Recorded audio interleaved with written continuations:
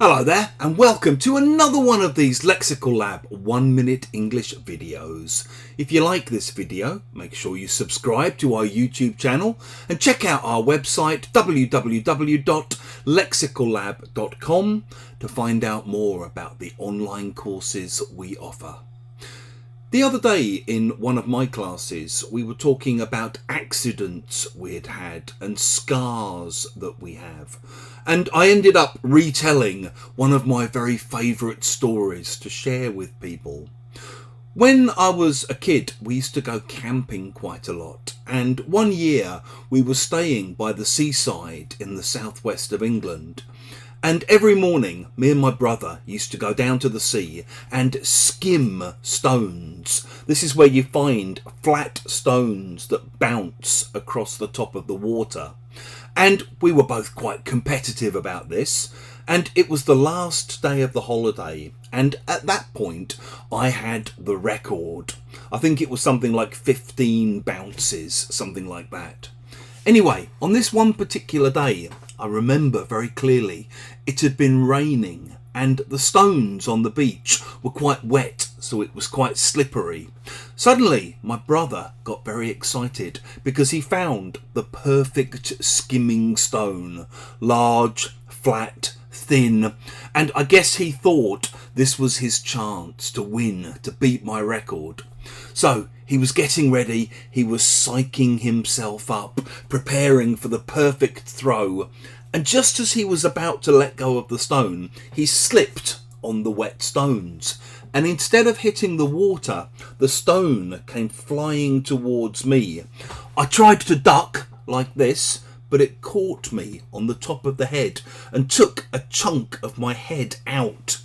I can remember putting my hand up to my head and feeling all of this blood and gore and thinking that I could feel my brain. So I started freaking out because I thought I was dying. My brother also started freaking out because he thought he'd killed me.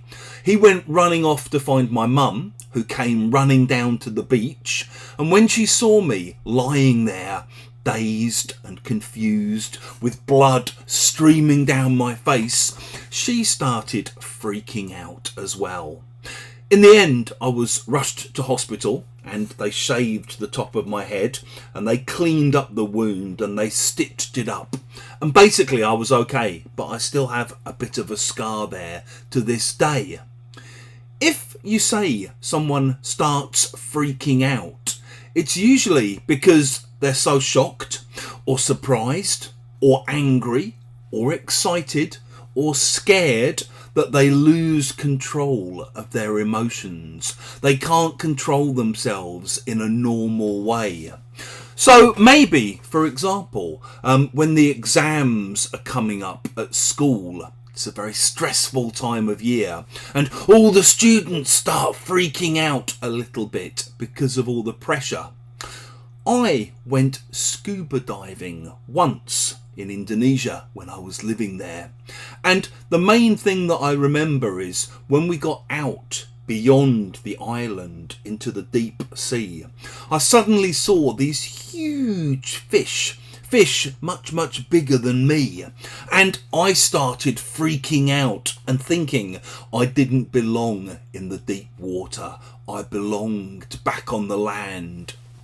Maybe if you're a very level-headed person, you're very good in a crisis, and maybe there's a situation where everyone else around you is freaking out, but you manage to stay very calm. You can also talk about things freaking you out, things making you have this kind of reaction. So maybe running into someone that you went to school with after 30 years can freak you out a little bit. It can be a big surprise or a big shock, or maybe a big excitement, or all of those things. I remember when I had COVID. I remember the first time I got it, when I lost my sense of taste and sense of smell. Basically, losing my sense of smell and my sense of taste really freaked me out. If you've enjoyed this video, please do click the like button. Please share it with your friends, your students and your colleagues, and in the comment section below, we'd love to see examples of how you might use freak out